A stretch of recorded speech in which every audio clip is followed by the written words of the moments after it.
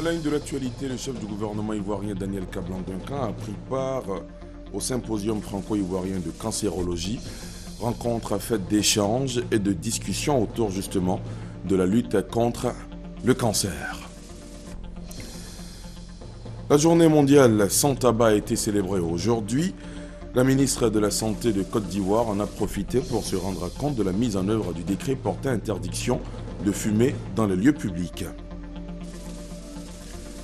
19 Ivoiriens ont été faits dignitaires de la Pléiade à la faveur de l'Assemblée régionale Afrique de l'APF, l'association parlementaire de la francophonie. Au nombre de ces 19 Ivoiriens, le président du PDCI-RDA, Henri Konan Bédié. Et puis à l'étranger, le Burundi, le sommet de Dar es Salaam demande un report de la présidentielle et le pouvoir en place à Bujumbura semble être favorable à ce report. Voilà pour les sommaires, il est 20h, c'est l'heure de la grande édition. Bonsoir à tous et bienvenue. Tout d'abord ce soir, retour en image sur l'arrivée à Abidjan du roi du Maroc.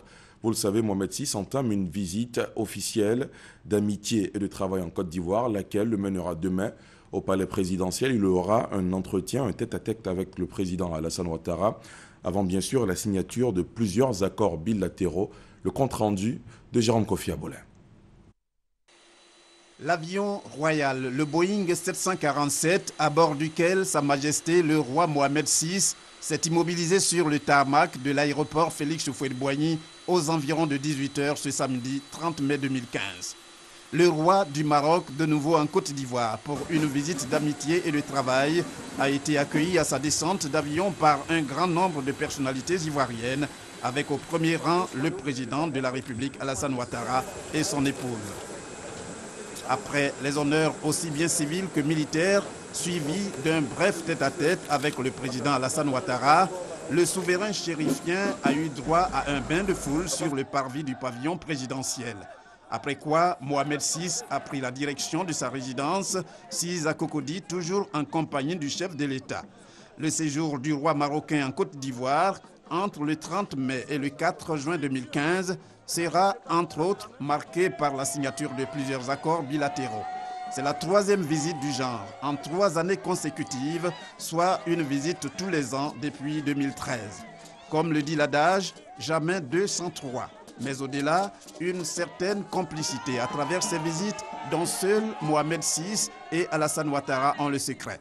Les deux hommes d'État n'ayant de cesse d'œuvrer pour faire de leurs deux pays l'exemple de coopération sud-sud pour le bonheur des Africains.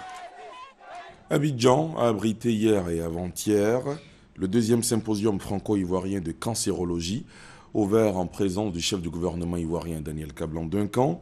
C'est un rendez-vous destiné à raffermir la collaboration avec les partenaires de la Côte d'Ivoire et de l'Afrique pour le renforcement de la lutte contre le cancer. Hervé Blé.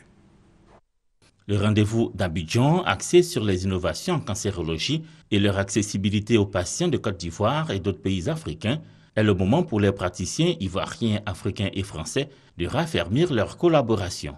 Aucun oncologue ne peut prétendre soigner et guérir un cancer tout seul. Chaque spécialité est incontournable, ainsi que tous les agents de santé et toute la communauté. Mais on a besoin de moyens.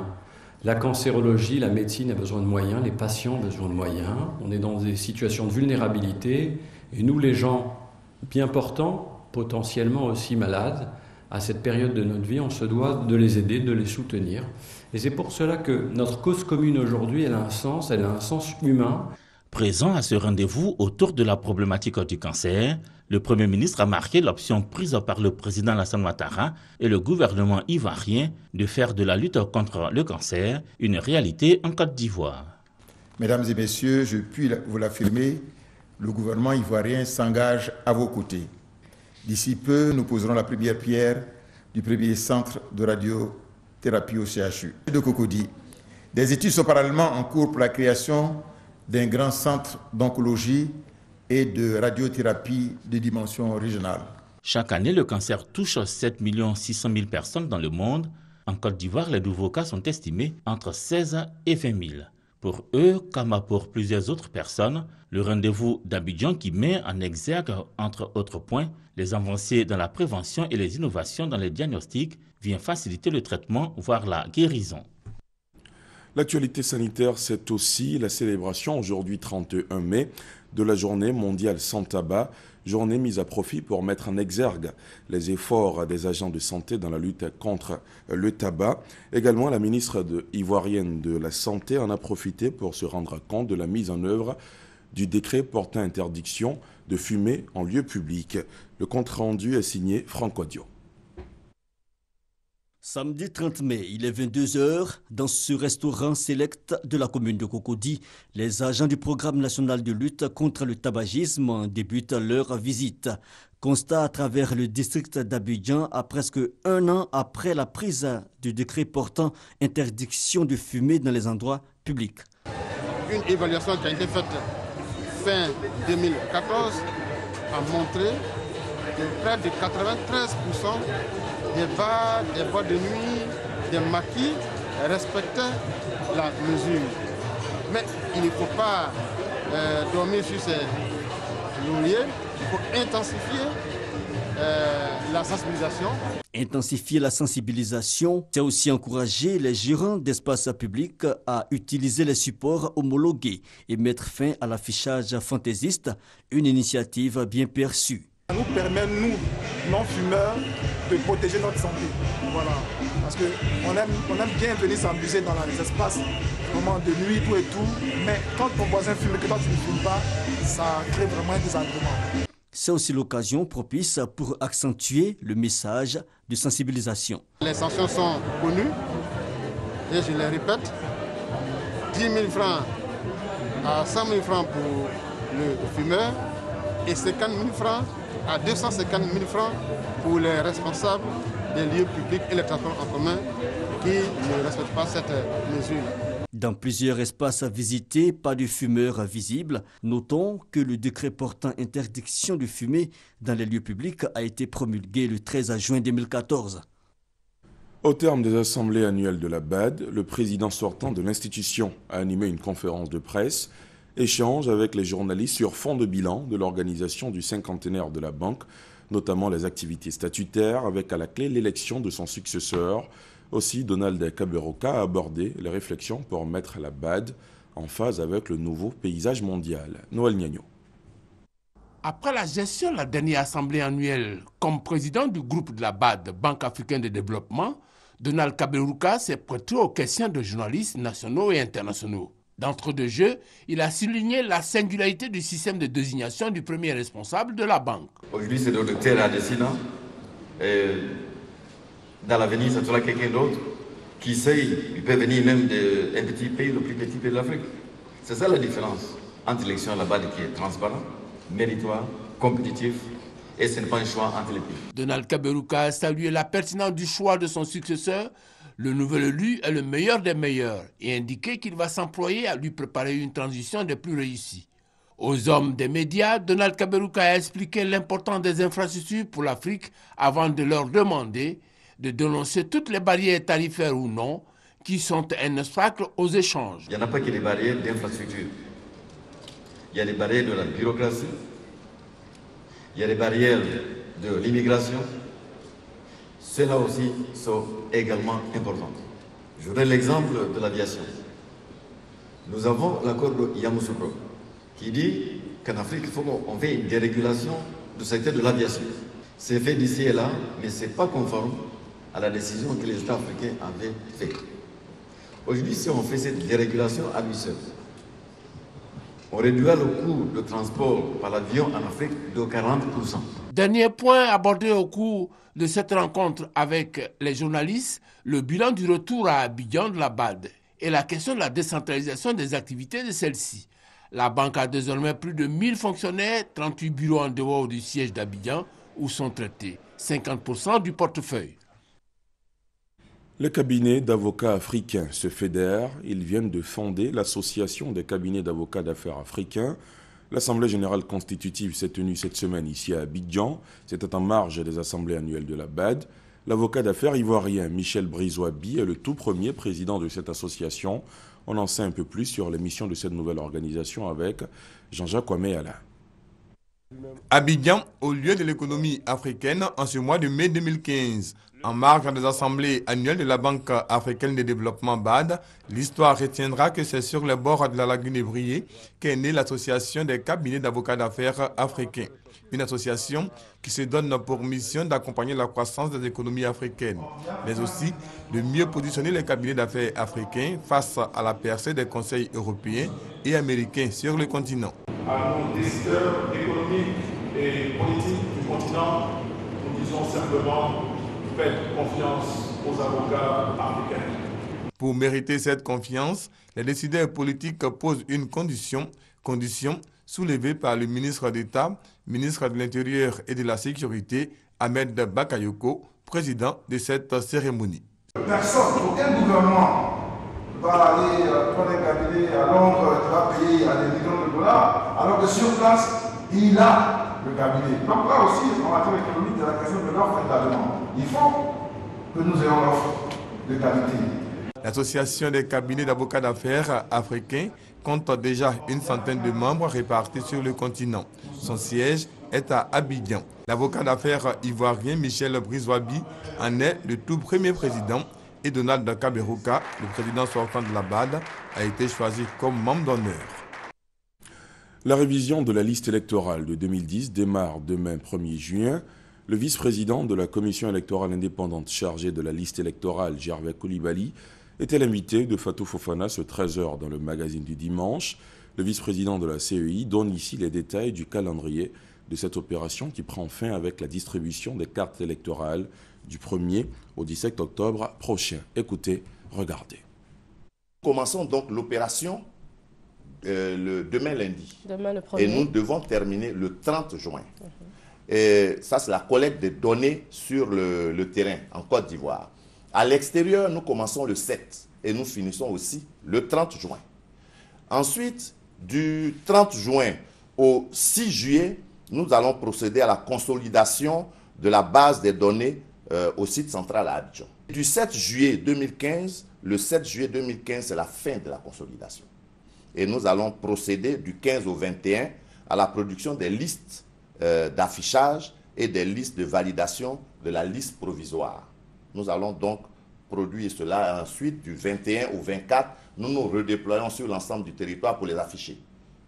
Là, nous ne les affichons pas seulement dans les 2000 centres d'enrôlement, nous les affichons dans les presque 11 000 lieux de vote. Du 25 juillet au 3 août, c'est le contentieux de l'inscription. Toute personne qui a quelque chose à demander, une correction à demander par rapport à son inscription, peut alors se rendre, faire sa réclamation. Sa réclamation, merci. Et la CEI va donc statuer. Et du 28 août au 2 septembre, c'est la constitution et la validation du fichier numérique. Et en ce moment-là, nous commençons à nous approcher de la liste définitive. Donc, du 3 septembre au 28 septembre, nous allons produire la liste électorale définitive. Et la liste, donc les listes d'émargement pour les bureaux de vote. Et nous produisons aussi les nouvelles cartes d'électeurs. Et vous voyez, c'est sur la base de la liste définitive qui en ce moment-là sera arrêtée. Du 1er au 17 octobre, nous distribuons les cartes d'électeurs. Et à part le 17 octobre, c'est la fin du processus de révision de la liste électorale. Et nous allons passer à l'étape des opérations pour le vote. Harmonisation et modernisation de l'enseignement supérieur privé en Côte d'Ivoire, défis et enjeux, c'est le thème développé lors du 2e congrès ordinaire de l'Union patronale de l'enseignement supérieur privé, congrès tenu cette semaine à Bassam, le point avec Ami Coulibaly. On ne pourrait parler d'harmonisation et de modernisation de l'enseignement supérieur privé sans évoquer l'application du système LMD. L'Union patronale de l'enseignement supérieur privé a tenu son 2e congrès pour en parler. Il s'agit d'abord d'aller vers le LMD, de l'implémenter dans nos établissements. Pour des gens qui ont pris une décennie, 2 décennies pour pouvoir travailler sur le brevet de technicien supérieur, la nouvelle donne qu'est le LMD implémente un ensemble de choses à changer. Donc, il faut s'adapter. Pendant que dans certains établissements du supérieur privé, le système LMD est appliqué, dans d'autres établissements, les choses traînent encore. Au niveau de mon établissement, le système LMD n'est pas encore instauré. mais il y a eu une réforme qui a été instaurée et on nous a dit que les années à venir, ils vont appliquer le système LMD. Dans mon établissement, on applique le système LMD. Le BTS, on faisait toutes les matières. En système LMD, les matières sont spécialisées. La professionnalisation de la formation, la qualité de l'enseignement qui vont au final mettre sur le marché de l'emploi des étudiants compétents, c'est ce à quoi veut aboutir l'UPSUP. Nous avons fait venir un expert de notoriété internationale pour nous aider à la mise en place du LMD. Nous avons notamment bénéficié de l'appui du professeur Eilé Ouan, qui était président de l'université d'Abobo, et ensemble, avec l'administration et les enseignants, nous avons décidé d'aller vers le LMD. C'est une démarche d'ensemble. Plusieurs acteurs de l'enseignement supérieur privé étaient présents à ce deuxième congrès de l'UPSUP pour relever le défi de l'harmonisation, de la modernisation de l'enseignement supérieur privé par l'application du système licence, master, doctorat. Le ministre de l'Éducation nationale et de l'enseignement technique a procédé dans la commune d'Abobo, plus précisément au groupe scolaire BAD 1 et BAD 2 du quartier Kloïcha, au lancement des classes numériques, un projet qui vise à permettre à tous les enfants d'emprunter le train du numérique. Abou Sanogo. La tablette didactique ivoirienne lancée au groupe scolaire BAD 1 et 2 dans le quartier Kloïcha dans la commune d'Abobo. C'est en présence du ministre de l'Éducation nationale et de l'enseignement technique Kandia Kamisuko Kamara. Ainsi, à travers sa tablette numérique, le promoteur s'engage auprès du ministère de l'Éducation nationale, non seulement à rendre les TIC accessibles aux apprenants et aux formateurs, mais aussi à redynamiser la qualité des enseignants. Nous avons choisi l'école d'Abobo Kloïcha pour les doter en tablettes éducatives numériques Kelasi, pour permettre aux élèves de cette commune également de pouvoir accéder aux mêmes ressources, on dira, que les élèves américains ou français. Conscient du rôle de l'éducation dans l'amélioration de l'indice de développement humain, le ministère de l'Éducation nationale et de l'enseignement technique est engagé à faire face aux enjeux liés à la promotion des TIC. De par la volonté du président de la République, nous avons introduit l'enseignement des TIC à l'école. Donc depuis bientôt 3 ans, les enfants ivoiriens sont en train d'être initiés, d'être formés à l'outil informatique. Les enfants d'Abobo ont les mêmes droits que tous les enfants de la Côte d'Ivoire et c'est le sens qu'il faut donner à ce don fait au groupe scolaire, la BAD de Abobo Kloïcha. Une initiative saluée par les parents d'élèves. Chants, danse, sketch ont salué l'avènement du numérique au sein du groupe scolaire BAD 1 et 2 d'Abobo Kloïcha. Un mot de politique avec cette tournée effectuée par le ministre Jean-Louis Billon dans plusieurs villes de la région du Hambol.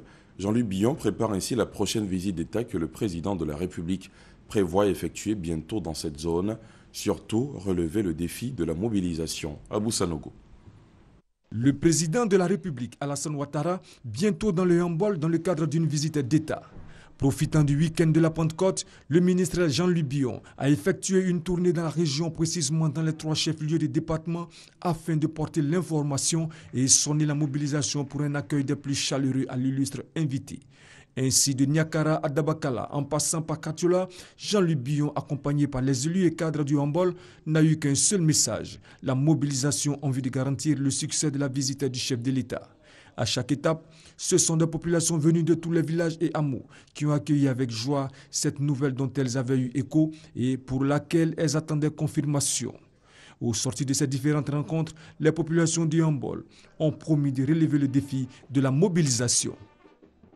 Il est à sa toute première visite depuis sa prise de fonction à la tête du ministère en charge de la promotion de la jeunesse et de l'emploi des jeunes.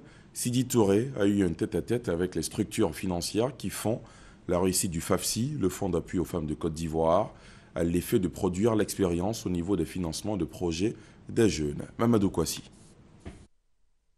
Si au niveau des femmes, l'expérience a bien fonctionné, elle pourrait l'être ailleurs, notamment chez les jeunes.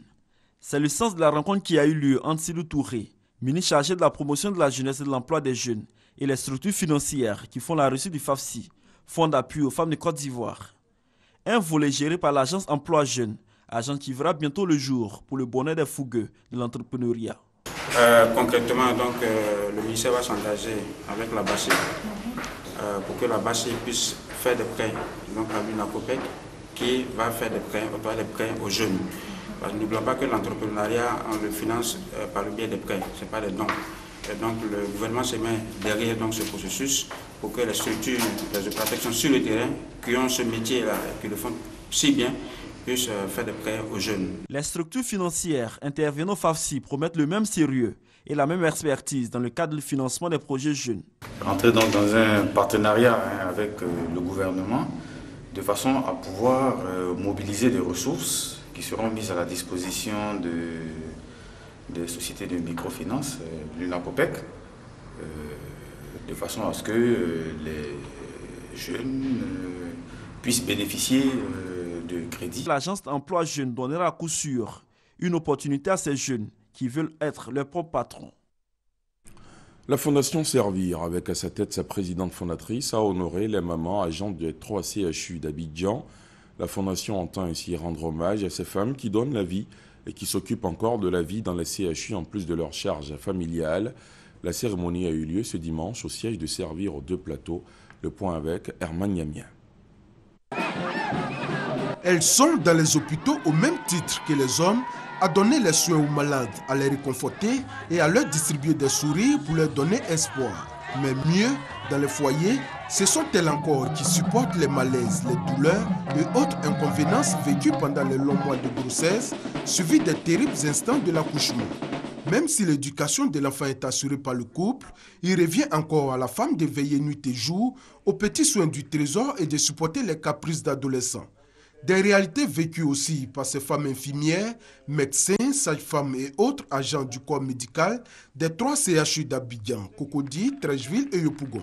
Ce sont ces femmes souvent oubliées que la Fondation Servir a décidé d'honorer pour les énormes sacrifices consentis aussi bien dans les hôpitaux que dans leurs foyers pour apporter toujours la joie. À ces femmes, la présidente fondatrice de la Fondation Servir n'a eu que 2 simples mots. Félicitations et merci. Au nom de tous ces malades que vous traitez dans vos services et particulièrement de vos sœurs dialysées qui sont avec nous ce matin. À ces courageuses mamans dialysées, je souhaite aussi une très bonne fête. Recevant les dons de la Fondation Servir, les femmes ont témoigné leur gratitude à Mme Ariette Konabédié pour cette reconnaissance. La plupart du temps, nous les agents de santé, nous sommes appelés à être au chevet des malades. Nous ne font que dire merci, grand merci à maman Henriette Konabédié d'avoir pensé à nous. Ça nous a permis aujourd'hui d'évacuer un peu le burn-out et nous voulons vraiment dire merci à Madame Bédié. Les femmes dialysées étaient aussi de la fête, occasion pour certaines d'entre elles en difficulté financière de solliciter l'aide de la Fondation Servir. Je me débrouille pour payer mon transport, pour payer mes kits, tout et tout. Donc aujourd'hui, Madame Bédié nous a fait appel. Donc je suis venue qu'elle puisse vraiment nous aider.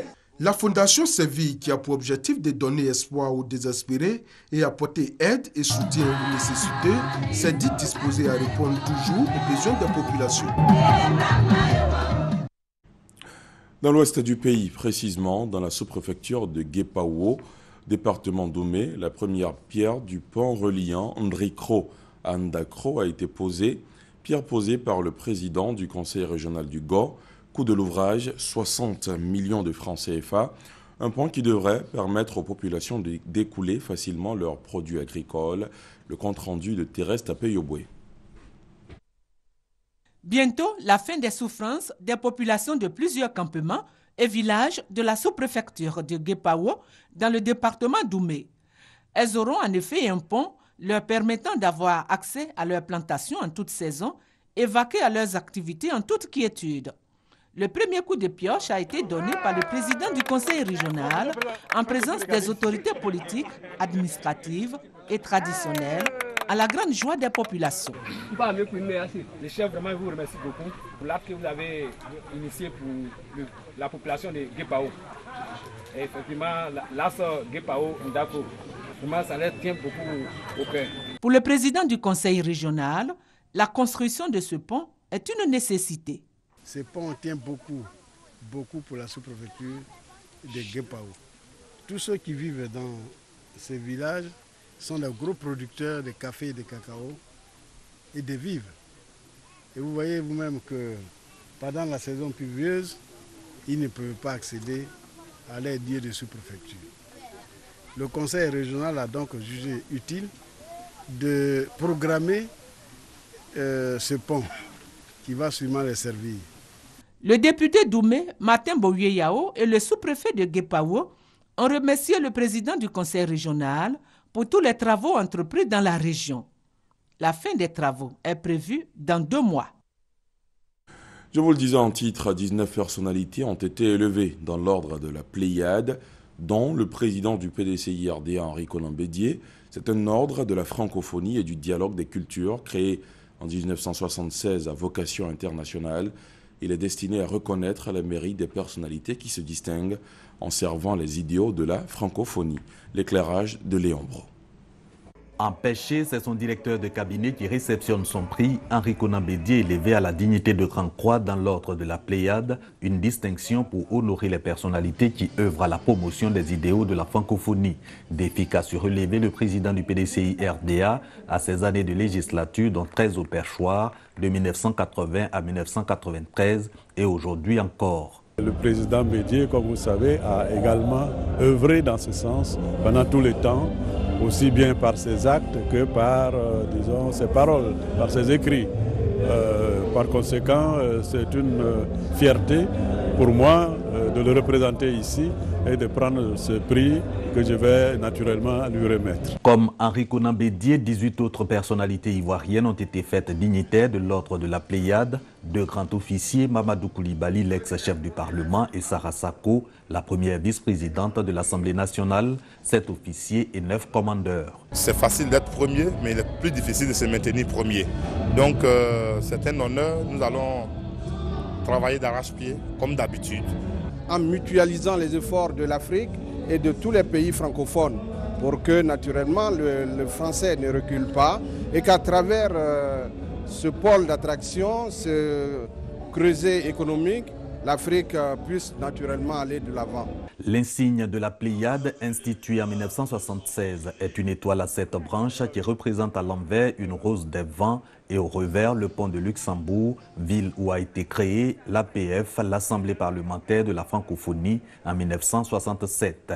En 2013, le président Alassane Ouattara et Guillaume Soro, le président de l'Assemblée nationale, ont été distingués dans l'ordre de la Pléiade qui compte 5 grades, la dignité de Grand Croix et de Grand Officier, la croix de commandeur, la croix d'officier et la médaille de chevalier.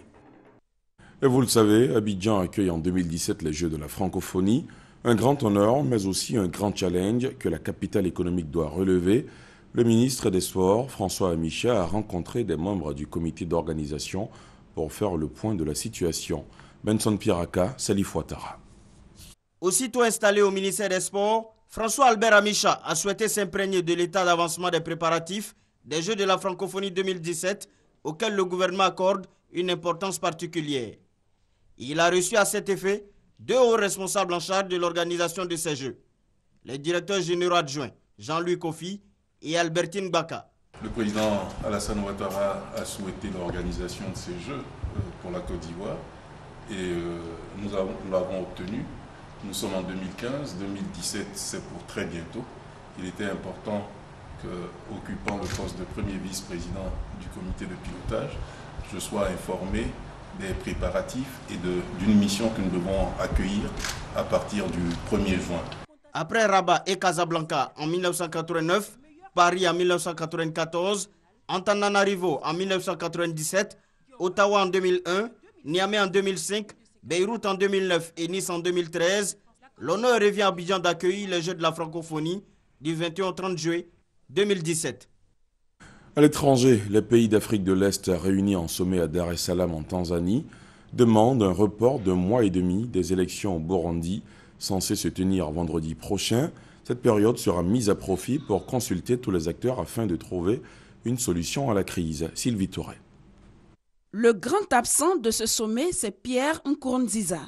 Le président burundais n'a pas daigné quitter son pays, certainement encore hanté par l'épisode Nyombare, l'ex-chef d'état-major, qui a tenté de le renverser alors qu'il était en réunion à Dar es Salaam.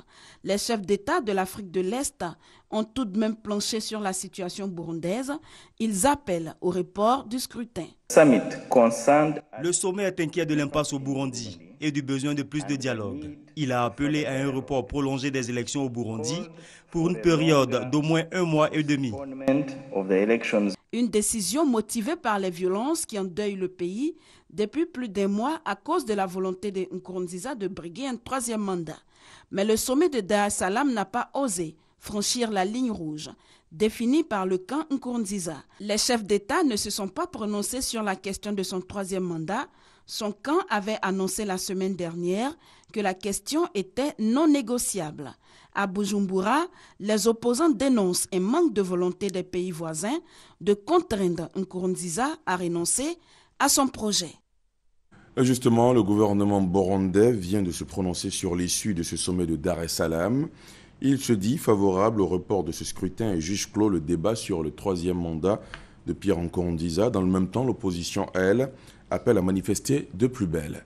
C'est la fin de ce journal. Merci de l'avoir suivi. L'info revient à 23h avec Ami Koulibaly. Bonsoir.